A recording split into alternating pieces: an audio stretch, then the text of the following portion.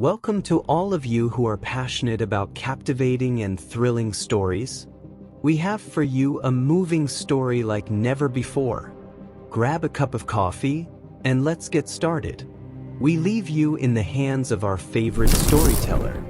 Don't forget to subscribe and turn on the notification bell to stay updated on upcoming stories. All right then, here we go.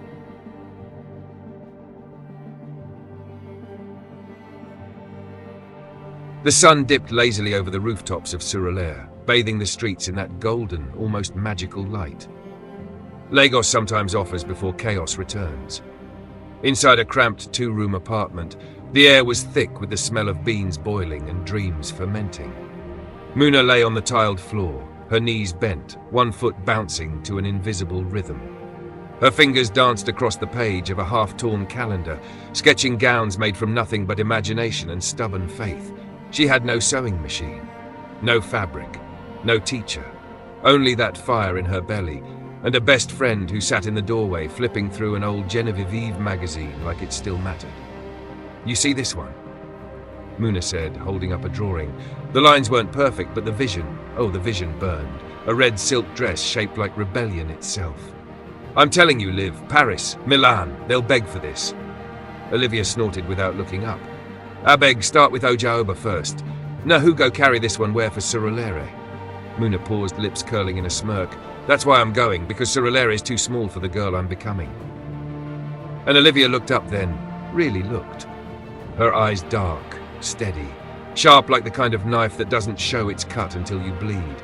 But behind the teasing, behind the cool, collected mask, there was admiration, pride, maybe even a little fear. "One day they'll say they knew us when," Muna whispered. Olivia stood and stretched, walking over with that signature quiet grace of hers. "Then let them say it. But me, I'll be the one holding the mic when you win that award. Hyping you like my life depends on it." They locked pinkies, a ritual they had done since age 10. A sacred pact made not just with skin, but with soul. Later that night, on the rooftop of their building, under a sky smeared with ash and stars, they shared roasted corn wrapped in old newspaper. The city buzzed beneath them, a faraway lullaby. "Do you think people like us ever really escape?" Olivia asked softly. Muna didn't even blink. "We don't escape.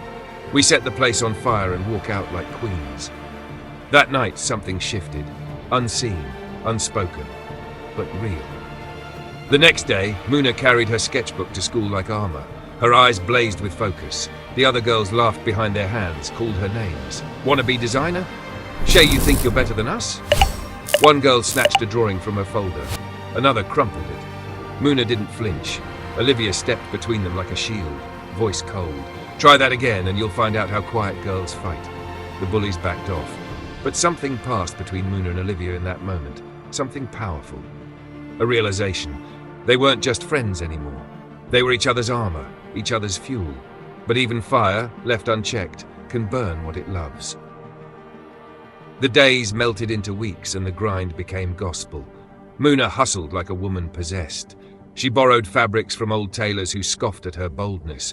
She patched together dresses from leftover Ankara scraps. When others partied, she sketched. When they slept, she stitched under a flickering bulb that hummed like a tired preacher.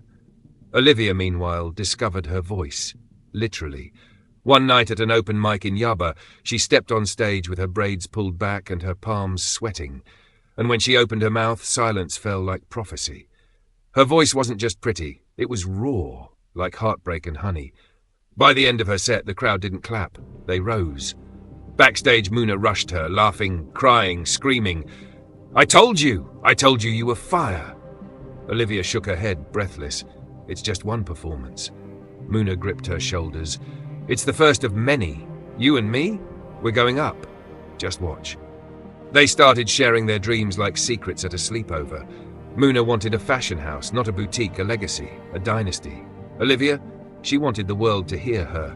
She didn't just want songs, she wanted stories that healed, exposed, and lit the world on fire. They built each other's confidence brick by brick. Muna styled Olivia's stage outfits with bold cuts and fearless colors. Olivia sang at Muna's first underground fashion show, held in the compound of an abandoned warehouse lit with Christmas lights and hope. It was magic. Everyone could see it. The girl with hands that stitched dreams, and the girl with a voice that stopped time. They became a duo people talked about, hungry, unapologetic. But hunger has a price. Muna started getting noticed. A local influencer reposted her design. Then a small Lagos fashion blog featured her as one to watch. Olivia celebrated her, loudly. But when she went to check her own inbox, it was empty. Crickets. She smiled anyway, but her eyes lingered longer on her reflection, on her voice recordings, on the lack of calls. And when Muna snapped at her one evening, frustrated over a ruined hem, Olivia didn't respond. She just nodded, then quietly left the room. It was the first time Muna didn't chase her. The next weekend, they went to an industry party. Olivia stood by the drinks table while Muna glowed in the center of a ring of admiration. Everyone wanted to know who styled her outfit. Who was this bold, beautiful designer? Someone asked Olivia, "Are you her assistant?" She laughed too loud. "No, I'm..." Muna swooped in, arm around Olivia. "She's everything. My best friend, my muse, and a singer, too. Killer voice." Olivia smiled, but her lips felt tight. That word. Like she was an accessory, not a dreamer, not a fire of her own. Back at home, Olivia stood at the window, watching the blinking lights of Lagos shimmer like broken stars. "Muna," she said, voice low, "do you ever feel like you're flying, but I'm still learning how to jump?" Muna looked up from her sketches. "What are you talking about? We're both flying, Liv, just in different skies." But Olivia didn't respond, because she was starting to realize some skies don't overlap forever.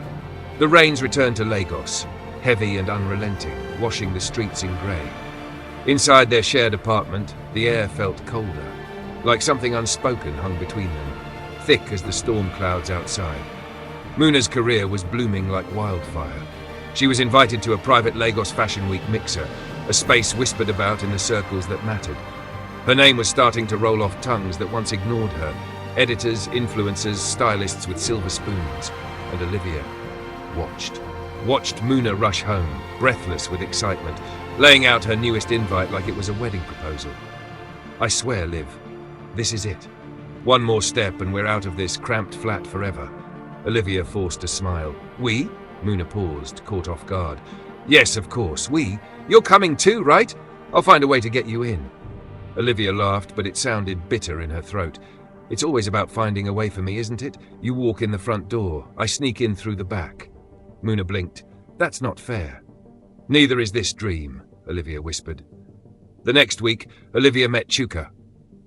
He was a music producer with dreadlocks down his back and a calmness that felt like truth. He saw her perform at a small art cafe in Lekki, her voice raw, stripped, unaccompanied. After the set, he waited, not with compliments, but a challenge. "You sing like you're asking for permission," he said. "Stop, sing like you already own the world." No one had ever said that to her, not even Muna. Chuka became a quiet flame. He sent her beats at 2 a.m., encouraged her to freestyle in the dark. Slowly, Olivia began to rise, not in the glittery public way Muna did, but in secret, in sound, in soul. But she didn't tell Muna, and Muna didn't ask. Their schedules began to diverge like train tracks veering in opposite directions. Muna was designing pieces for a local celebrity's birthday shoot. Olivia was spending late nights in the studio, harmonizing with silence and drum beats. But distance breeds suspicion. One night, Muna waited up. Olivia came home smelling like studio smoke and secrets. "Where were you?" Muna asked, not looking up from her sewing. "Working," Olivia replied, slipping off her shoes. "With who? Why does it matter?" Muna looked at her, really looked at her. "Because I don't know who you are when I can't see you." Olivia stared back. "Then maybe you never really knew." Weeks passed.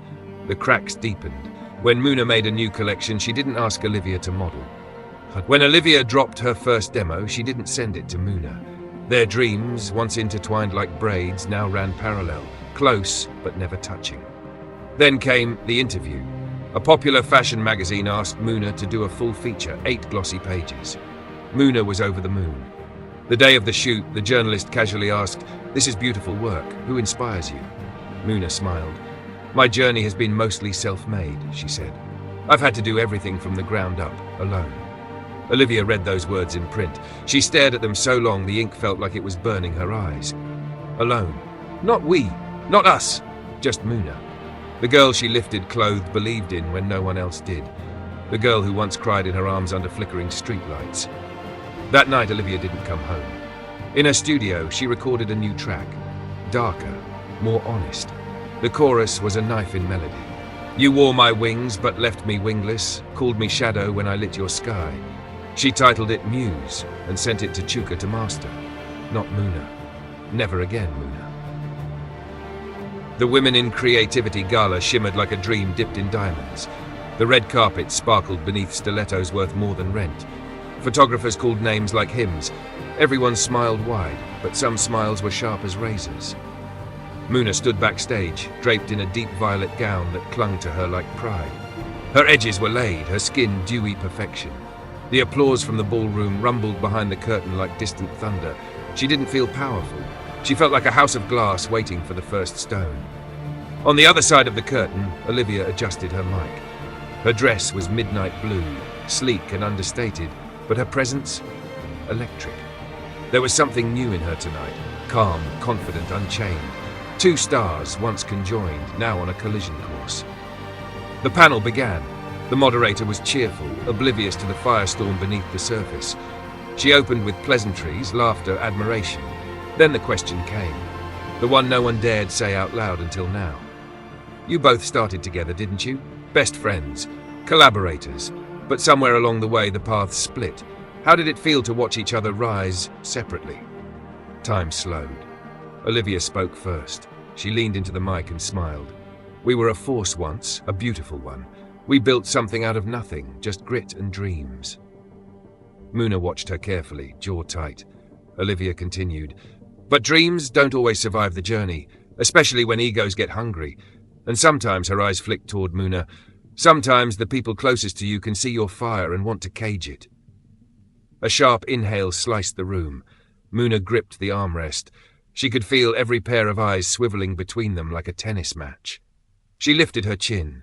When you love someone, she began, voice soft but steel-lined, you want the world to see them. I never tried to dim Olivia's fire. I just didn't expect her to light a match and burn the bridge between us. Gasps, one or two whispers.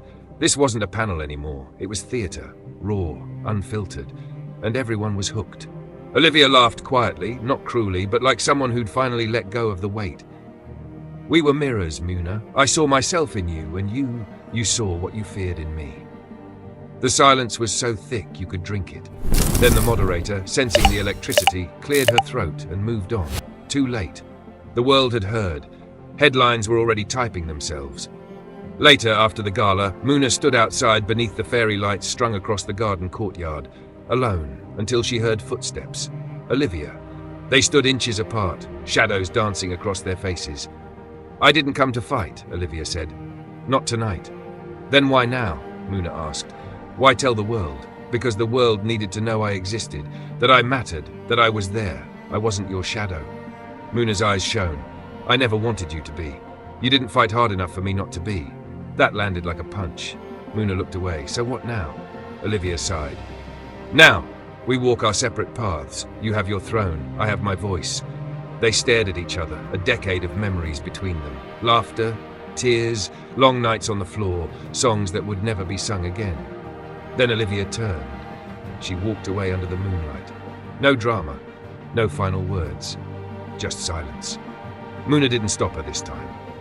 It started with a leak, a single sultry beat, a voice raw, haunting, unmistakably Olivia. The track titled Muse dropped anonymously on SoundCloud at midnight. No tags, no credits, just pain, just fire. Within hours it was everywhere. Who is the voice behind Muse? A haunting clapback to fashion's rising star? Fans speculate the song is about Muna Ayodele. Muna's name trended before she even heard it. She was in a makeup chair prepping for a segment on Arise TV when her assistant handed her the phone. Have you heard this? Muna pressed play. I gave you dreams in bite-sized gold, stitched you whole from parts I sold. But when they asked who made you queen, you bowed alone, erased our scene. Her chest tightened, her ears rang. She didn't need a name to know. It was Olivia. It was them. That night, Muna stormed home. She found Olivia by the kitchen window, eating mango slices with headphones in, looking peaceful, like she hadn't just torn Muna's world apart. Muna slapped the speaker button on her phone. This is how you do it? Olivia didn't flinch. She swallowed her fruit slowly. If the shoe fits, lace it up, she said. You humiliated me. No, Olivia said, voice rising. You erased me. I bled beside you, Muna. And when the world turned its light on you, you left me in the dark. I never meant. Don't lie, Olivia's voice cracked. You said we were building this dream together, but somewhere along the way it stopped being our dream. It became your empire, your name, your narrative. You didn't even look back. I brought you with me. Muna screamed. Every chance I got. No, Olivia whispered. You brought a version of me that didn't threaten you. Silence. Heavy. Grieving. Final. Later that week, Olivia's identity was revealed. Her face plastered across blogs, with Chuka standing beside her like a silent crown. She was invited to perform Muse live on a Lagos rooftop concert, the night sky framing her like prophecy. The crowd chanted her name, and Muna watched it from her phone, alone in their apartment. The same apartment where they once dreamed on the floor with cups of instant noodles and fabric scraps. Then came the final cut. Muna received an invite to a prestigious Women in Creativity gala, an award, recognition. But there was a twist. Olivia had been added to the same panel. 2 rising stars, 1 stage, 1 storm waiting. The world didn't know, but the stage would burn. The days after the gala unfolded like a slow-burning ache. The world buzzed with headlines. Fireworks at the gala. Muna and Olivia finally break silence. From friends to foes, the tale of 2 queens. Olivia finds her voice, but at what cost? Muna stopped reading them after the 3rd day. Her apartment, once a sanctuary of power and poise, now felt like a museum of moments she couldn't outrun. The framed photo of her and Olivia at their first art show stared at her from the bookshelf. She thought about turning it face down. She didn't. She couldn't. Meanwhile, Olivia was on fire. Podcasts, interviews, a viral TED Talk titled Creating in the Shadows. The world was finally seeing her, not as Muna's brilliant sidekick, but as Olivia Akeen, the storyteller, the artist, the survivor of silence. But with the spotlight came something else, loneliness. Fame tasted metallic when you had no one to toast with. One night, it rained in Lagos, hard, loud, almost biblical. Muna sat at her piano, fingers idle on the keys. She hadn't played in weeks. Music reminded her of Olivia, of laughter echoing in tiny studios, of late-night harmonies that felt like spells. And the guilt was a thick fog in her lungs. She remembered a night, years ago, a young Olivia, standing barefoot in their makeshift studio. Wish you ever think we'll make it? And Muna, eyes wild with hunger, had said, we have to, even if it breaks us. Now those words returned like a curse. Olivia, meanwhile, scrolled through her messages. One caught her breath. From Adaobi, their mutual friend. Subject, you both deserve better. Inside was a photo. One of the 3 of them, laughing, drenched in paint after a protest art installation. Young, untouchable. Olivia stared at it for hours. That night she couldn't sleep. Dreams came in flashes. Muna's laugh, the rhythm of old songs, the way they used to finish each other's sentences. She missed her. God, she missed her. On the other side of the city, Muna opened her journal. The same one Olivia had gifted her on their 2nd year of struggling. Inside, she wrote 1 sentence. How do you grieve someone still alive? Then she ripped it out. The ghosts haunted them both. In the smiles of strangers, in the scent of certain perfumes, in the click of heels on concrete. Time was moving, yes, but some wounds healed slow. Olivia stood on the set of her first solo exhibition, the walls lined with mirrors shattered in delicate patterns. Each one reflected pieces of her. In the center was a sculpture titled, The Friend I Buried to Find Myself. Muna went to see it. She didn't call, didn't text. She just stood in the crowd, sunglasses hiding her storm. And when Olivia stepped out and saw her, their eyes met. No smiles, no nods. Just recognition of love lost, of roads diverged, of ghosts who refused to stay dead. The exhibition was a triumph. The press hailed it as raw, revolutionary and fearless. Art critics called Olivia's work a mirror of womanhood, grief and reclamation. But Olivia didn't feel triumphant. Not really. The night after the show, she lay in her dark bedroom, the applause still echoing in her ears like a threat. She had seen Muna, tall, still, wearing those sunglasses like armor. She knew that presence anywhere. And for a single frozen second, Olivia had wanted to run to her, to fall into her arms and scream that none of it felt right without her. But her feet were lead, her heart a clenched fist. Instead, she turned away. Across the city, Muna stared at a blank canvas. The piano keys had grown dusty. Her phone rang, an agent from London offering a museum commission, but she let it go to voicemail. She couldn't create, not the way she used to. Everything she tried felt forced, pretty, polished, empty, because the truth was gnawing at her, and it wasn't just about ambition, it was about guilt. It was about the moment she knew she was eclipsing Olivia and said nothing. It was about the nights she saw the exhaustion in Olivia's eyes and still pushed harder. It was about pretending they were equals when she was the only one in control. That wasn't power, it was theft. A week later, Muna stood at the gates of a children's art shelter in Lekki, the same one Olivia used to volunteer at. She watched from a distance as Olivia laughed with the kids, her face lit with something softer than fame. Peace. That rare kind of peace that only came when you were doing something real. Muna didn't approach her. She just left an envelope at the front desk. No name, no message. Inside, a letter and a pendant. The pendant Olivia had lost during their first big gig, the one Muna had secretly kept all these years. The letter was short. You were never just the light behind me. You were the sun I stole fire from. I'm sorry, Em. When Olivia read it that night, her hands trembled. The pain in her chest was a strange thing. Not anger, not sadness. Something in between, like touching a scar and realizing it still tingles.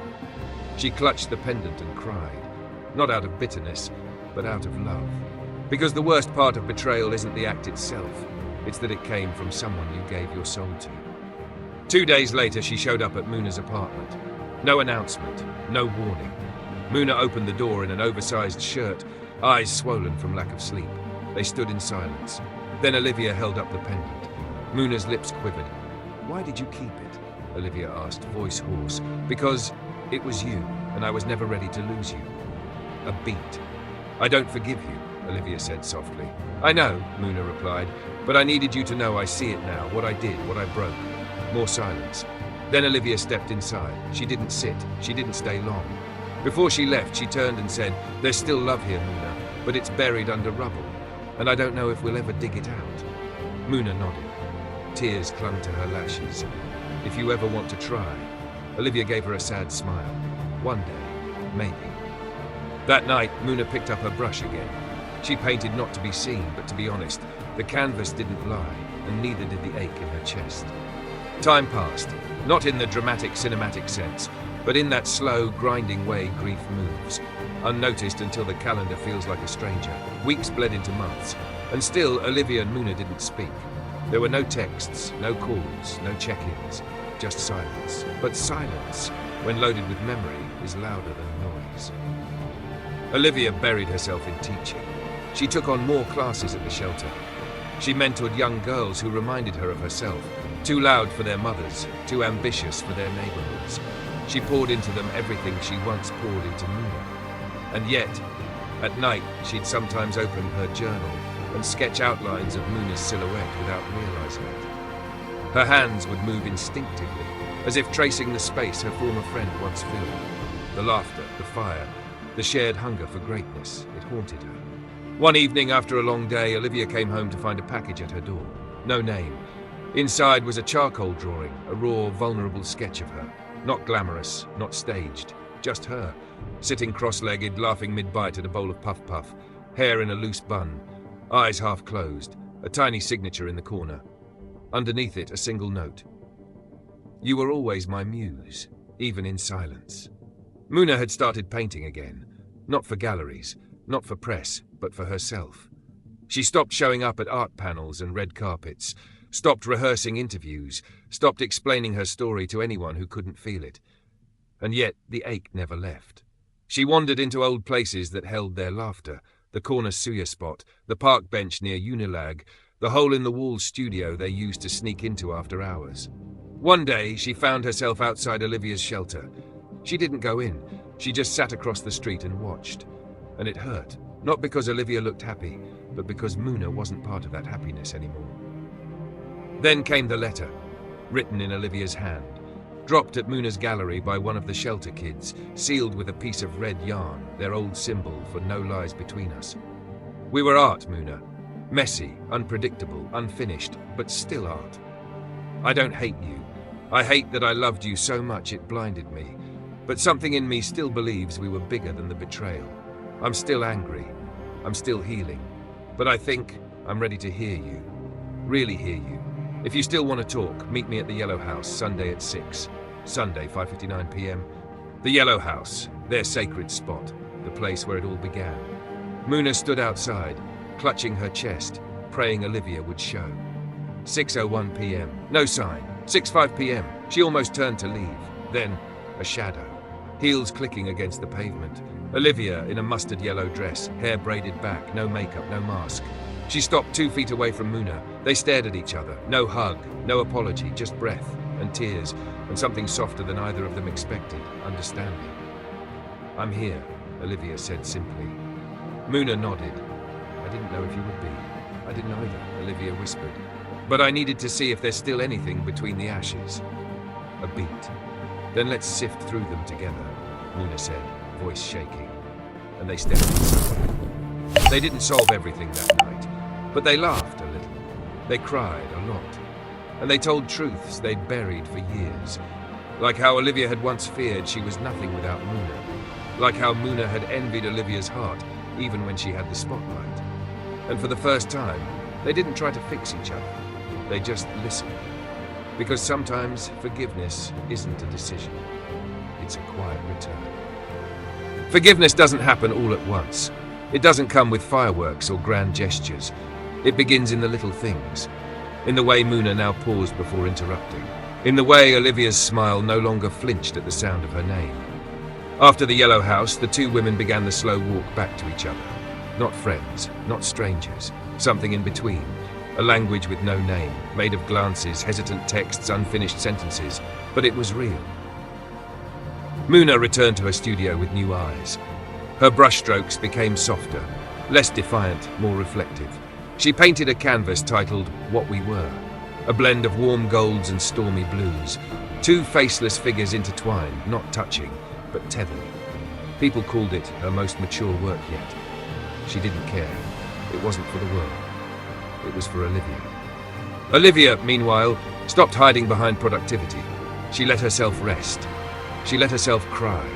She even let herself laugh about the past. The way Muna used to make pepper soup that could resurrect the dead, the ridiculous dares they used to give each other, the nights they stayed up planning their global takeover. And one day she invited Muna to speak at the shelter. "I don't think they need me," Muna had said, hesitant. "They don't," Olivia replied, smiling softly. "But maybe you need them." The day Muna walked into the shelter, the air held a strange electricity. The girls knew of her, the once rising star, the gallery darling, the woman whose name had been spoken in either reverence or judgment. But when she sat on the floor with them, sleeves rolled up, laughing at their slang, listening to their fears, she became something else. Human. One of them. Afterward, Olivia found her alone, eyes wet, staring at a mural the girls had painted of their dreams. "They remind me of us," Muna whispered, "before everything." Olivia nodded. "We can still be us, just a new version." They started doing the work, the invisible, excruciating labor of rebuilding trust. There were still fights. Still moments when Olivia would flinch, when Muna would get defensive, when the air would grow heavy with the ghost of what they lost. But this time, they talked through it.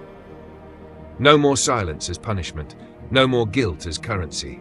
They were learning each other again, their present selves, not just their past ones. Then came the exhibition. Olivia's students had curated an entire gallery show titled Reclaim, a series of pieces by young, raw talents from across Lagos. The final installation, a collaborative piece by Muna and the girls. A mix of textures, colours, even poetry.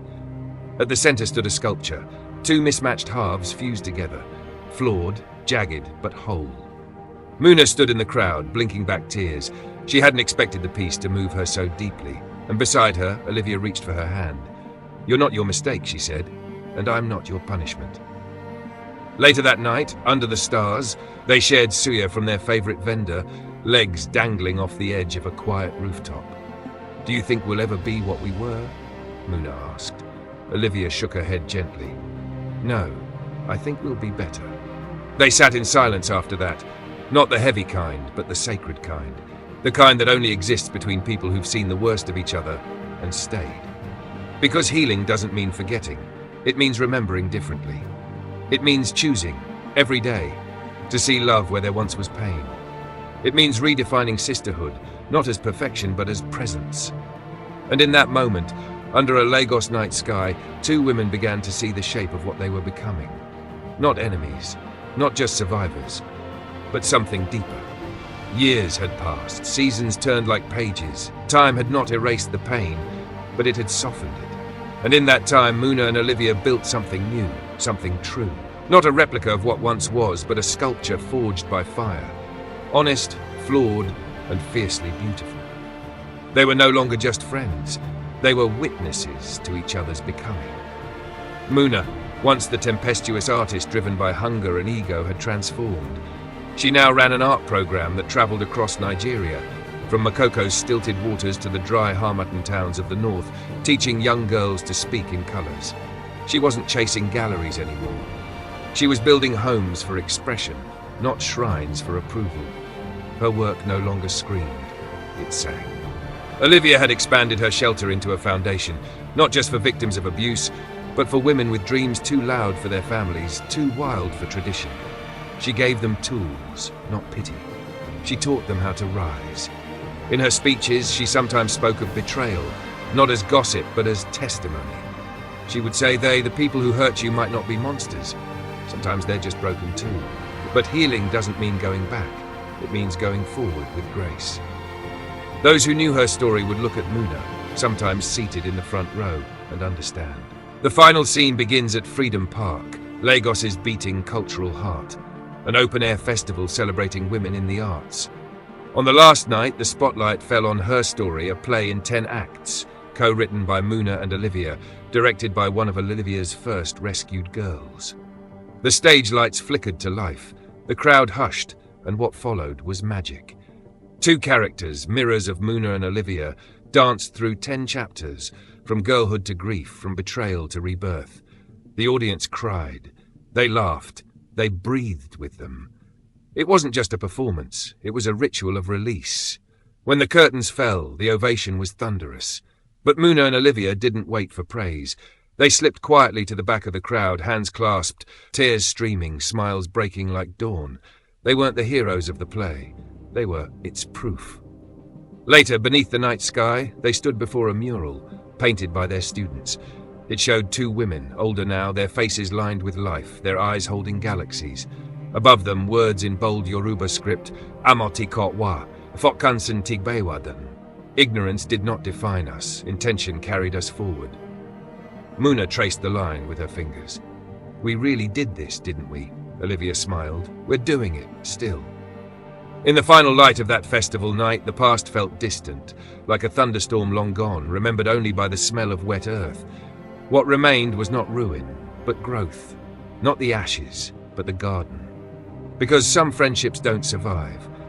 But the rare ones that do, the ones that are honest enough to break and brave enough to rebuild, they become legends. Not perfect, not pristine, but sacred. And this was their legacy.